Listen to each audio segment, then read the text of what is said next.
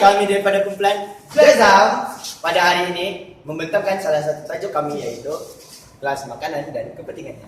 Jom. Kelas makanan terdiri daripada 7 kumpulan. Kelas makanan yang pertama yaitu karbohidrat. Karbohidrat terdiri daripada unsur karbon, hidrogen, dan oksigen. Fungsi bagi karbohidrat membina tenaga dalam tubuh badan kita dan mengekalkan suhu tubuh badan. Kelas makanan yang kedua ialah kelas protein, contohnya ikan. Protein terdiri daripada unsur oksigen, karbon, hidrogen, nitrogen, sulfur dan fosforus. Fungsi kita mengambil protein ialah untuk pertumbuhan sel-sel baru dan perbaikan sel-sel yang rosak. Seterusnya, jenis yang ketiga ialah lemak. Antara contoh lemak ialah minyak.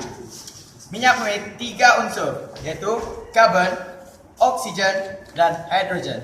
Antara kepentingan minyak ialah minyak punya 2 kali jumlah tenaga daripada karbohidrat dan ia menjadikan sumber yang cekap.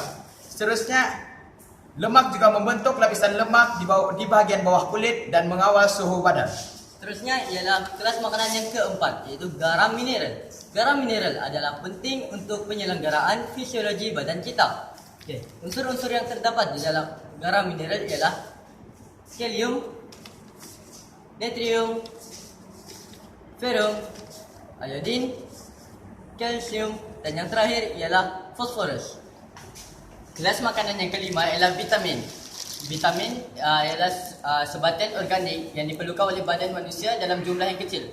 Fungsi kita mengambil vitamin ialah untuk menguatkan sistem imunisasi badan. Seterusnya, kelas makanan yang keenam ialah flowers. Flowers merupakan makanan yang tidak boleh dicerna dalam tubuh badan yang terdiri daripada tumbuhan dan sayuran. Walaupun ia tidak dapat dicerna, ia membantu dalam proses penyatinjaan. Fungsi bagi flowers ialah menyerap air dalam proses pencernaan dan menyebabkan najis menjadi lebih besar dan lembut. Apabila kita kurang mengambil flowers, ia menyebabkan sembelit. Dan kelas makanan yang terakhir ialah air.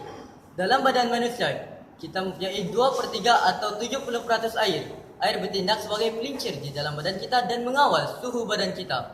Dalam masa beberapa hari saja, manusia akan mati tanpa air. Macam mana kita nak kuatkan tulang badan kita?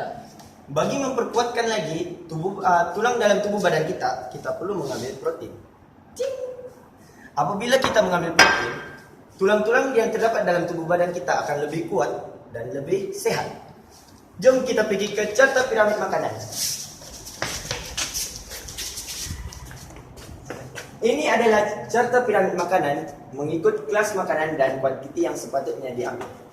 Bahagian yang pertama, karbohidrat perlu diambil dalam kuantiti yang paling banyak. Antara contoh karbohidrat ialah nasi, bijirin, dan ubi. Seterusnya, kita beralih pula kepada vitamin. Vitamin perlu diambil dalam kuantiti yang banyak. Contoh bagi kelas makanan dalam vitamin ialah buah-buahan dan sayur-sayuran. Seterusnya ialah protein. Protein ialah bahagian yang perlu diambil dalam kuantiti yang sederhana. Contoh-contoh protein ialah ikan, ayam, daging, dan produk bersusu. Seterusnya ialah bahagian yang paling tertinggi pada dalam piramid ini. Kita perlu mengambil yang pada kuantiti yang paling sedikit, iaitu yang paling minimum kita boleh ambil. Contoh kelas makanannya ialah lemak, minyak. Contohnya ialah minyak, garam, dan gula. Kesimpulannya di sini, kita seharusnya mengambil makanan dengan seimbang mengikut kuantiti yang sepatutnya. Dah rehat. Oh, apa lagi? Jomlah rehat. Ya. Makan juga. Ingat pesan. Ingat. Makan dengan seimbang dan sepatutnya. Jom. Jom.